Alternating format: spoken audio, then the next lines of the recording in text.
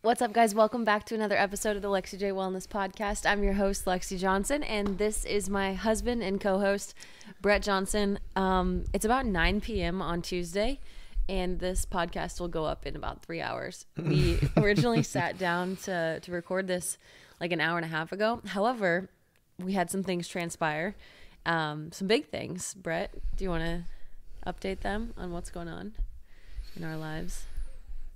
We're selling our house. Yeah, we have sold our house. The only house that we've ever lived in since we've been married. It's under contract. Okay, it's under contract. I don't know all of the real estate terms. But someone has made an offer and we accepted it. So that's kind of crazy and exciting. But the hitch is that, so what is today's date? It's early October. It's October 3rd. And our house build will not be finished. It's scheduled to be finished January 15th right now. That's continued to get moved back. However, January 15th feels like the backstop. So that's like the last possible date, right? Fingers crossed. Yes, hopefully. However, I will do my damnedest to make sure that is the backstop. However, the offer that we just accepted, they want to move in no later than November 21st. So if you're looking at a calendar, yes, there are about 2 months. Yep. 2 months gap there where we will be homeless or living elsewhere, tentatively. So that's the only hesitation we have. But we are really excited. It's kind of crazy because this is the house that I moved into basically right out of college because we got married 2 weeks after I graduated college. So we've lived here for 5.5 years, and this is we've changed so much. We've grown so much. We have so many memories in this house, and It's going to be really weird, but cool. Yeah. It's weird how you tie emotions to just a box that you live in, but yeah, it's just weird to think about leaving this place. Every time leading up, ever since we have started building our new house, when someone has asked me if I would be sad to leave this house, I've always said no, because I'm like, no. I'm so excited to move into our new house. Yeah. And then when we accepted that offer just now, I was like, oh, well, I'm just looking around. I'm like, this is our home. Mm-hmm. It's going to be weird. It's going to be someone else's home. Yeah. Right over there, you recorded your first workout. Yeah. Literally within spitting. It looked a lot different than within that. Within spitting distance of where I'm sitting right now. It looked a lot different than that. Which is the other really big question. That's honestly the biggest question mark for me as far as that interim period goes, because I work from home and my work also includes recording these workouts for, a lot of people that count on those. So I may have to be doubling up in the meantime, and I'll figure it out. I can be uncomfortable for 2 months. Capacity is a state of mind, right? That's right. I have to live what I preach. So we'll figure it out. It's an exciting problem to have for sure. Yeah. So big changes coming our way, and we are going to adapt. That's right. Conform. Yes, exactly. We also we wanted to talk this week because Brett and I have concluded together that we've both been slacking. We've been letting our standards slip, and that's not something that sits well with either of us. And the buck stopped yesterday. So we called ourselves out individually. We're not super happy or confident with where we're at. And when you consistently execute at a high level and then you start to compromise and you start to develop those cracks in one area, they really do kind of just spiderweb. And although it may seem very small from the outside in, when you hold high standards for yourself and then you start to negotiate on those, it is very obvious where those gaps develop. And for us, we haven't been holding the standard for ourselves. So we said enough is enough. We've been recalibrating the past few days, and I feel better already. Just tracking my food, getting back into the habit. Personally, I've mentioned this on my Instagram story and all that stuff, so not news to anyone, but I've had plantar fasciitis since I was in high school. However, the past couple weeks have been especially bad. It's pretty chronic pain, but the past couple weeks it's been different kind of pain. To the point of weight bearing was really uncomfortable. So for that reason, I had to modify some workouts. I have like lessened and not been so strict on my step goal. And, you know, to an extent, like, yes, you have to meet yourself where you're at when you have an injury or something like that, because that's the only way to recoup it. However, it doesn't give me an excuse to eat like an asshole, and I was. So I have to call myself out on that, because, I mean, that those things are mutually exclusive, and there was no excuse for it. And nutrition is the thing that I struggle with the most. So just recalibrating there and really holding the standard just the past couple days alone has felt so much better. And I'm excited just to dial in even more and build up more consistency with that, because when I am dialed in on the things that challenge me, and nutrition is what challenges me most, then I feel bulletproof. I feel so much better. So we're about to start our challenge on Monday, and we're going to do it together. We're actually going to start phase 1 together. And I'm excited about that. Yeah. Yeah. Whenever you proposed it, it was kind of one of those things where I'm like, well, yeah, we still can like continue the Live Hard program, like technically, you know, within the 1 calendar year time span, because we traditionally always do 75 hard at the beginning of the year, which is exactly what we did, but it just seems like so long ago, you know? And in all reality, I mean, it wasn't that long ago. It's just so much has time. Right. I mean, there's just been so much that's happened between then and now. But yeah, I'm looking forward to it. There's already been like certain little things, as you were kind of describing yourself, that I've started just changing, you know, just making a small decision to where, you know, we are very habitual people with what we eat. And at dinner, like every night, we have breakfast for dinner a lot. And I just eliminated one thing from my dinner plate. And, you know, I've known for quite a while that like I'm eating in a small surplus, but I've been kind of okay with that, because I'm okay. Like, I want to put on more muscle. I'm not good at being a surplus or bulking, because I just get bad body dysmorphia. But just that one simple decision, now that I'm like at a point where I'm like, okay, I'm ready to cut down, that one simple decision. And like, I've kind of trained myself to think, well, I should eat, you know, this, and, you know, this is just what I always eat. And making that one simple decision, just kind of like taking control of what I'm doing, instead of just being in this state where you don't really think about it. You're just shoving stuff down your gullet. It feels good, you know, to feel like you're in control. Yeah, I agree. So, I mean, we are starting we're starting phase 1, which is the first phase following 75 hard. However, you know, we would be getting dialed in because the challenge is starting. So if you're listening to this and you're, you know, kind of feeling similar, you're just feeling out of whack or in a funk, or like, damn, I have not been living to the standards that I know I'm capable of, I'd love for you guys to join us in the challenge. We have literally hundreds of people doing it with us.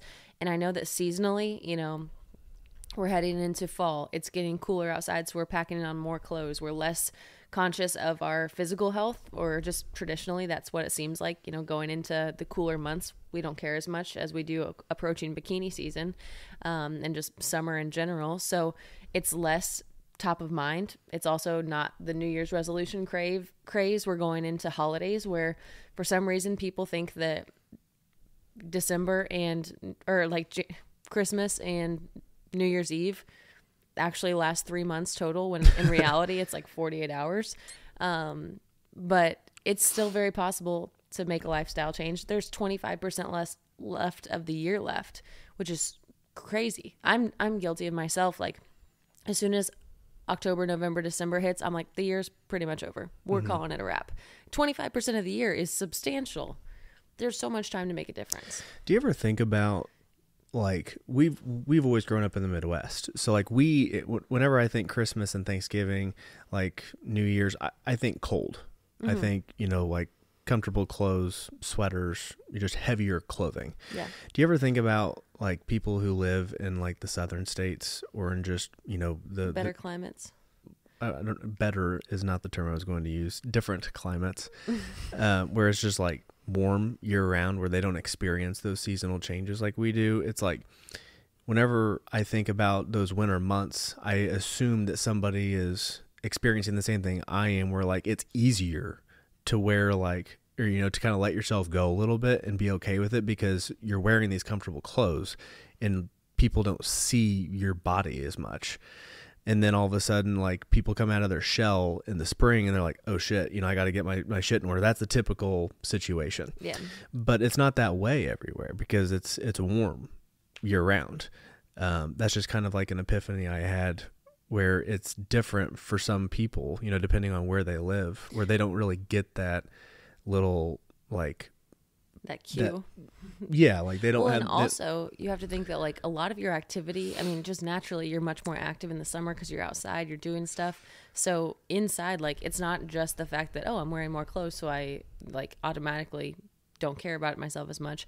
But you have to be very intentional and, like, purposeful about the action, like, your exercise in the winter, because outside of a 30-minute workout, a 45-minute gym session, then you're likely not going for a walk unless you are intentional about it. Mm-hmm. Where if it's nice, like, yeah, you're going to be outside with your kids. You're going to be moving around just because it's nice outside. You'll be taking care of the lawn and gardening and all that stuff. It's just, you're naturally, I would say, your NEAT, your non-exercise activity thermogenesis. Ooh, nice. Thank you. That's just the calories that you burn throughout your daily life. Vacuuming. Brett probably has a Guinness Book of World Records on NEAT calories burned. My vacuum stroke is strong. Yeah. But yeah, so, like, I think that if I lived in a place where it was just warmer outside all the time, then I would just naturally be a lot more active. There wouldn't be such fluctuations seasonally. Yeah, that's very true. Like, January and February are very cold months in Missouri, are arguably the coldest months. Like, in my mind, it feels like our calendar has, like, shifted back a month, like, where the coldest months, like, have been moved back a month. But yeah, like, do you think December, like, snow and, like, super cold, but really it's January, February, and tying into March. Like, we had some, like, sub-zero temperatures in March this year. I remember I had to keep this little baseboard heater on in this laundry room at a rental property I've got for, like, the longest time. I was like, why are we in April and this baseboard heater still has to be running so that way the pipes don't freeze? But it was just, like, just to give you perception of what winter is for us. Like, it's nice that whenever we traditionally do 75 hard in, like, January, February, sometime in that time frame, it seems like that's normally when we do it, right? Yeah. It's cold out, like, and we would normally not want to go outside in those months, but we're forced to. So it helps a lot with just overall activity level, having to do that second workout where it's outdoor, and it keeps you from just sitting idle. Yeah, and it kind of doubles down on the mental toughness side of things, because it's a lot more enjoyable to be outside when the weather is pleasant. Mm-hmm. Like, it sucks being cold. It sucks getting outside when it's snowing. It sucks getting outside when it's icy on the sidewalks and roads. There were a couple days this last time that we did it where it was icy, and I was like, I feel like I'm skiing. Yeah, there were some sketchy times. Yeah, so I was talking to Carly about it also, because a lot of my team is doing this with us, and we were just, like Carly said, I just need a swift kick in the ass. Like, I've just let myself go. I'm not happy with where I'm at, so I'm excited. And I was just saying the same thing. I'm excited to feel super confident, because when it doesn't take a very long time for me to just be back in dialed, and I feel so much better. And it starts mentally, really, because I mean, I'm not someone, this spot I'm at right now, I'm not looking to, dramatically shift on the scale. I'm not going to drop 30 pounds or anything like that. Like, it's more so a mentality thing. Like, if I know that I'm holding my standard without negotiations, without compromises, and I'm holding myself to the high standard that I know that I can, my confidence just soars so much better. Mm-hmm. And I'm excited about that. And I know that feeling is going to come very soon. So it's just a matter of sticking to the plan and allowing time to pass. And I think that is such a simple concept. Sticking to the plan, allowing time to pass. Confidence comes next. But people, they don't trust that that'll happen because they've never stuck to that plan and long enough and allowed that enough time to pass to experience that confidence. So they don't believe it. Yep. Execution over time. Mm-hmm. And yeah, people may execute for a very short period of time, and they just don't stick with it long enough to see the fruits of their labor. And that's the part where people just simply quit too early. Yeah, they want that, that instant gratitude. I was talking about this in a workout this morning, I think, that I was recording, and I was just saying that like confidence comes from keeping promises to yourself. Confidence comes from pulling evidence that you can do this, and your brain can't just conjure that evidence up. It has to have proof of it. So basically, I have no confidence that I could run a marathon because I have no evidence. I've never ran a marathon. I've never ran over 20 miles before. So I have such little confidence that I could do that because I have no proof that I can. There's nothing in my brain, no memory file from my muscles that I can be like, oh yeah, remember that time you did it? You can do it again. No, because I've never done it. So when you start something, and we're about to start an 8-week challenge, and people are like, I cannot stick to anything. I cannot be consistent. It's because you don't have any proof in your brain because you've never allowed that much time to pass and you've never executed consistently enough to give your brain evidence.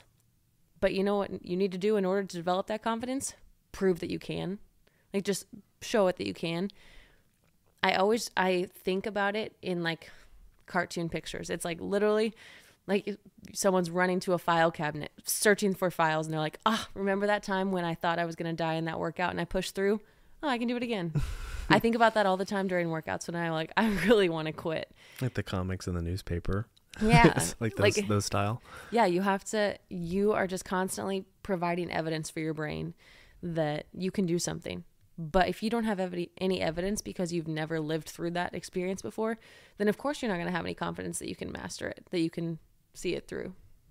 Until you have exercised and given your brain proof, then why are you entitled to that confidence? Right.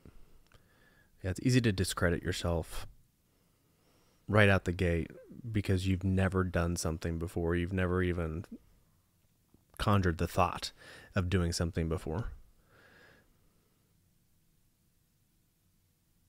Yes. Well, I thought you were going to continue. No, I think it's thought provoking. Well, I think that confidence is earned. I don't think that it's entitled. So I think that it makes sense that you have to do it before you can, like, the work comes before the belief. You hear that all the time. Andy Frisella says that. And the work you output is what is required in order to develop and gain that confidence for you to move forward, having that faith that you can do it again and that you can replicate it. So it is kind of a scary, shaky thing the first time because you've never done it, just like anything else. First time you ever do anything, it's likely going to be tough. It's likely going to be unknown because you've never done it. Definitely. Like the first time you ever drove a car, you probably weren't very confident. Now I bet you're pretty confident that you can get from A to B because you have so much evidence. Maybe you weren't, but I was. You're entitled. That was just a joke because Lexi's a bad driver. Hey, she actually surprised me we just went on a little getaway trip over the past weekend, a little extended weekend trip. It was a late birthday present. We had scheduled a trip to Sedona for Lexi's birthday, and we rented it was a Can-Am, like a Polaris Razor, essentially, and she took the wheel, and she is like actually an impressive driver whenever she is doing something intentionally behind the wheel. I think it's because I can go up on the sides and stuff. That's the problem with the highway systems. I think that I normally navigate is they always have curbs. And so you would do better if we had like the walls that I could go up on. Like you would prefer it if we had like the skateboard, like half moon shape. Yeah, that's what I liked about driving that ATV is that I could go up on the side and I could like, but curbs always get in my way, which we've seen to be an issue. It's a wonder why Dwight D. Eisenhower didn't put in that skateboard half moon shape on the interstate system. I'm not following. Eisenhower was the one who implemented the interstate system. Why do you say like that? That was the most common fact of trivia alive. I know. I don't understand why you don't get it. Because I don't know the history of the highway department. What the? I don't.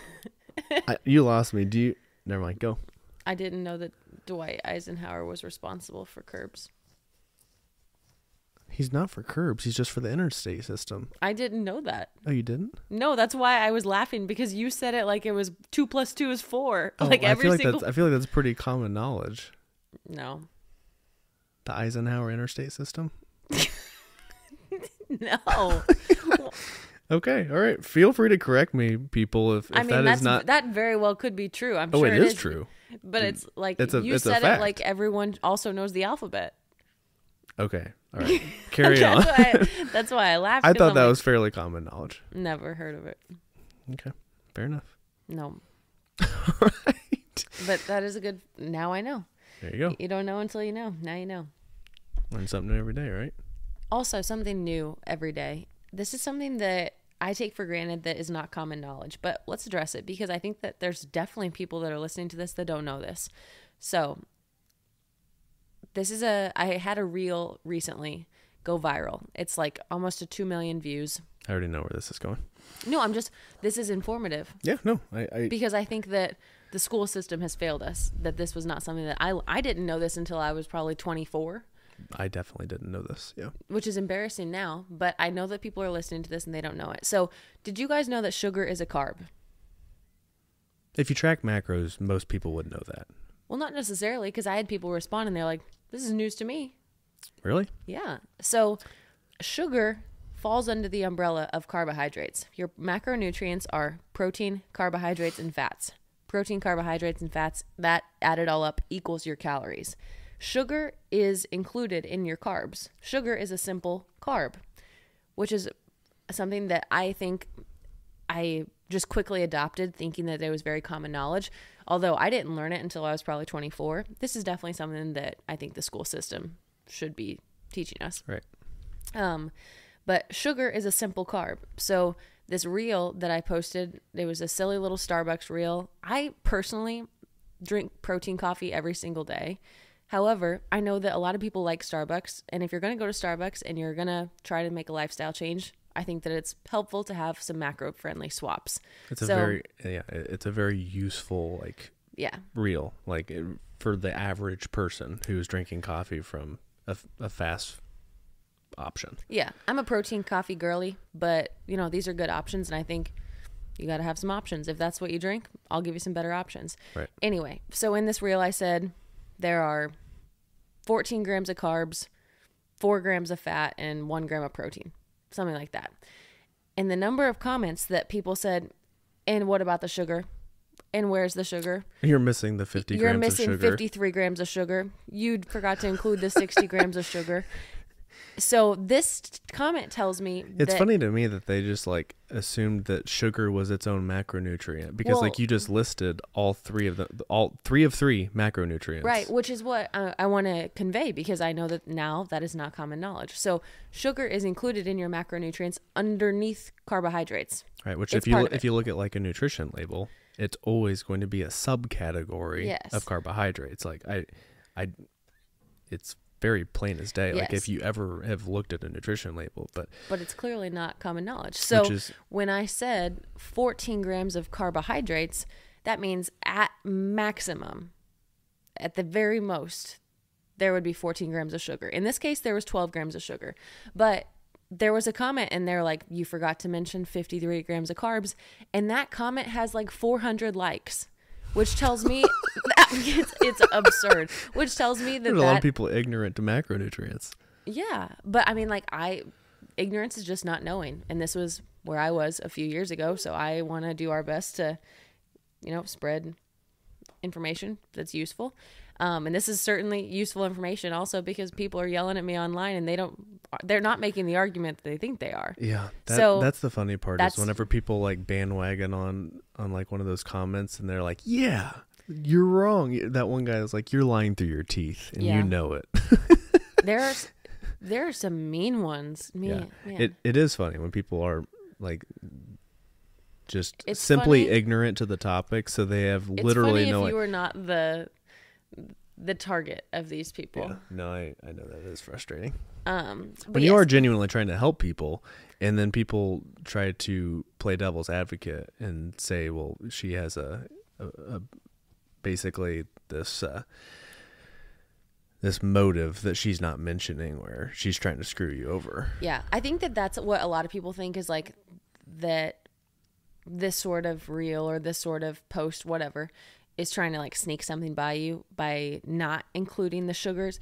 But just know, and I can only speak for myself, if I post this or post anything like this and I'm listing macronutrients and I say protein, carbs, and fats, the carbs are included, or the sugar is inclusive. It is carbs in are inclusive the carbohydrates. Of sugars, yeah. Yes. So that is, if that's the first time you guys have ever heard that, I'm so glad that we had this talk. And if you knew that and that was common knowledge, then we just got to... Yeah. We really got to pound that in. Yeah.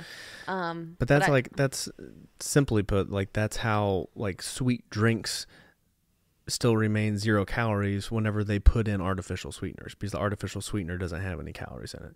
That's the sidestep to, would you leave this blanket alone? Are you going to finish your sentence? Yes. Sorry, it was just very distracting. The artificial sweeteners don't have any calories in it. It's just like the zero sugar soda. Yeah. Well, I just wanted to clear that up because, like I said, I know some of my people are listening to this and they may be confused on that. And I want to make sure that I do my best to educate and inform, because that, like I said, I didn't know that until I was like 24. I certainly think that that's something that should be taught in the school system earlier. The fact that I made it through junior high, high school, and an undergraduate program in health, and didn't know about that is a little embarrassing to me. So I'm glad I know it now, and I want to, do my best to share that. Like in elementary, it was the food pyramid, and then I switched from the food pyramid to my plate or whatever it was. Yeah. It's just like, I feel like the system is so antiquated, and then they feel like they've got it down to such a sophisticated system where like, all right, now we've got it perfect, and people just leave more confused than they actually walked in. It's like, it's not good, useful information. It's just like, okay, well, here's how much of your plate should be taken up by this food category. And it's like, you don't know anything about what's actually in that food category. Like what are the macronutrients of that food category? Like what's in meat, what's in vegetables, what's in fruit. Yeah. Yeah, there's a lot of people that don't know that fruit is carbs, but also a lot of people demonize carbs. So there's just, and I don't want to get into the weeds of it because I don't feel like I'm, necessarily the most educated on that, and I'm sure that I wouldn't be the first to tell you that. But just, that's something that we can learn together. Sugar is a carb. Right. Just the main thing is that people understand the basics of it, and that's what should be taught, is just simply the basics and being able to generally grasp what's in the majority of the foods that you're eating. Yep. Which I'm excited about. Tracking, getting back to it. Like I said, day 2 of tracking my food again after taking a little lapse. And I, like I said, admittedly have been eating like an asshole, which is the best way I can describe the way that I have been eating. Like it was a death row meal pretty much for the past week or so. It's a little bit of an exaggeration. You're kind of tough on yourself, but I am. But I hold myself to a high standard, and I want to make sure that if I'm leading, if a lot of people put trust in me and they put their faith in me to lead them to correct their health, that I'm leading by example. And I think that that's my responsibility. So it's admirable. Yeah. So we're kicking off our challenge on Monday. I'm really, really excited about it. Genuinely. I feel like, you always hear people on January 1st and they're like, all right, this is the year. We're going to get going. Don't you want to be that person that they go to and they're like, you look phenomenal. What have you been doing? How did you manage to lose weight over the holidays? How did you manage to stay consistent over the holidays? And then they want to know your plan. And you'll be able to tell them that it was simple. It wasn't easy, but it's just executing and allowing time to pass consistently every single day with disregard to motivation. Because if you only show up when you're motivated, I guarantee you're only going to show up a few days in the final 3 months of this year, and you're going to leave a lot on the table. But we have a big opportunity just to finish this year strong and to head into 2024 with some solid momentum. So I don't think that we should waste that. I'm pumped. Why let your goals wait till January when you can get a head start on them? You can be kicking ass come January 1, and then everybody's going to be coming to you asking for help, asking you for inspiration. And you're going to say, I showed up whether I was motivated or not. And that's what wins. It's the winning formula. That's right. Alrighty. I'm pumped. Part of it also is convincing yourself you're pumped. I'm tired right now, so I say pumped with little enthusiasm, but I genuinely am. I am constantly reminding myself of how confident I'm going to feel and how I feel when I'm dialed in and how I feel when I'm executing consistently. And I crave that feeling so much because, like I said, I just haven't been living to the standards that I hold myself to the past couple weeks. And in order to make a problem or make a change, you have to identify that problem and call yourself out, because no one's coming to do the work for you. Yeah. And it just refuels your tank along the way, as you do start to see the things that you were setting out to do, if you're trying to put on muscle or if you're trying to lean out, whatever it is, like once you start to see those things, come to fruition, it's just so satisfying. And then it just makes you want to do more and more. And right now I'm just kind of in that mode where I've just been, I don't know, on coast, so to speak, for a while. And coast starts to get a little old and monotonous, and I just feel kind of blah. So I'm looking forward to just testing myself and we're always pushing ourselves, but just relative to the standard that we want to hold ourselves to, I just look forward to pushing myself harder. Ready to turn it up a notch. Me too. I would love for you guys to finish the year out strong with us. Like I said, we're doing our 8-week challenge. It kicks off Monday, October 9th. The consistency challenges, so I'm doing transformation prizes. 3 people that see really, really great progress. I'm going to give a big bundle to each of them. It's like a Lexi's favorite. So a Go Ruck Rucker with a 20-pound plate, post-workout stack, First Form apparel, a Lexi J Wellness stainless steel ice shaker, one of my favorite development books, and that's like a $600 value. And then I also have my consistency prizes for Lexi J Wellness. So the nice thing about that is that the ball's in your court. You show up, you do the work consistently, and you have just as much skin in the game as anybody else. And then we also have consistency prizes for tracking our macros in the First Form app. And if you're in Lexi J Wellness, all of that information is in the Facebook group. If you're not, certainly reach out, email us, our contact form on the lexjwellness.com website, and we'd love to help you out and fill you in. But looking forward to it. I'm excited to get after it with the girls. Mm-hmm. Did you want to address one of the questions that we had come into the podcast email? What was that? It was a question asking for advice on different self-development books that we've really enjoyed. Some different self-development books. I think that the basics are The Slight Edge, Atomic Habits, and for me, The One Thing by Gary Keller. If you're someone that executes consistently and you are in the self-development book world and you're just looking for another recommendation, a book that I really, really like is called Sustain Your Game. And I'm forgetting who the author is at this point right now, but Sustain Your Game. It's really good. Mm-hmm. Have you read that one? I think so. The Magic of Thinking Big is another really good one as well. That one's so good. That was going to be one of mine. You took a lot of the good ones that are just like traditional self-development books, but I really enjoy, depending on the person, you may or may not enjoy these. I think that it's still applicable to most people, even if you're not like super big into like finances or just, having financial goals in general. But Think and Grow Rich by Napoleon Hill, that's a really good one. You're giving me like the side eye. Are you cool with this, or are you just trying to... I'm looking at you out of the corner of my eye just because that's the way you're positioned. Okay. My butt's falling asleep sitting this way, so I had to reposition. I see. Think and Grow Rich, that's a really good one. Extreme Ownership is a really good one. Extreme Ownership is another one that I really enjoy. Yep. How to Win Friends and Influence People, that's a great one. Dale Carnegie, correct? Mm-hmm. Missouri boy. Yeah. Homeboy. let me see if I can spot any of my other favorites that I'm able to see directly in front of us. David Goggins books. Rich Dad Poor Dad's just a really good book for anybody that is trying to begin a path of taking financial ownership, or taking ownership of their financial circumstance. I've never read that one. The David Goggins books are inspiring. They are very, very blunt. So if you're not someone that's good with cuss words or certainly cuss words, I wouldn't recommend that one.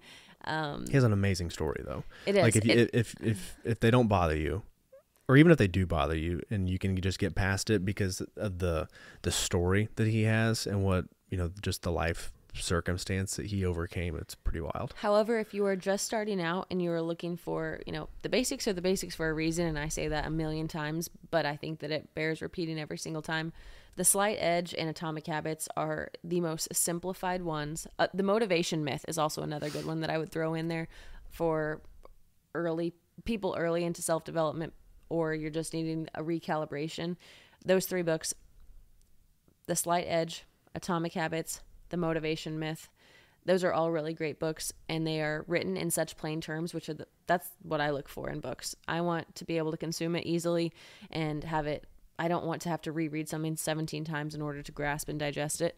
So I like all of those books, and they just execute the basics, and they reiterate it in ways that maybe you've never heard it before, but I really, really like it. I am such a sucker for anything written by Malcolm Gladwell. He is very, very analytical, I will say. So if you're not someone that is of the nerdy brain and you don't want to hear the statistics and stuff, I wouldn't recommend that. But Malcolm Gladwell, Outliers is probably my favorite by him. And then another similarly written one is called Grit by Angela Duckworth. And it's very analytical, and I really enjoyed it also. Grit is also one of the Lexi Wellness core values, so that one hits home for me. There's a lot of good books, a lot of good ones. That would keep a person busy for quite some time if they read all those, and you would definitely come out with a lot of positive takeaways. Yes, I love self-development books. I have a stack over there. I'm constantly ordering more when I see recommendations from people that I trust, admire, or respect, that I'm just compiling, and I don't have enough time to read the books that I want. We're kind of book hoarders at this point. Love it. I want to have a library one day. We have a significant number of self-development books, and just generally, they're all pretty well just kind of overarchingly, they're just self-development Lexi a few years ago would have never, but here I am, and I love them. I don't have enough time to read all the ones that I want, but I'm going to chip away at them slowly. Yeah, but I think that I guess I was going to call it a short list, but that's probably, I don't know how many were out off there between the two of us, but I would say roughly a dozen. Yeah. Good books that you could. That was a good question. I love books. Yeah. I'm sure that some of you have read several of those books already, but those are all great books. Agreed. All right, guys, we will talk to you next week. If you have any questions or topics that you want to hit on, want us to hit on, send them to our email, pod@lexijwellness.com. But until then, we will talk to you on Wednesday.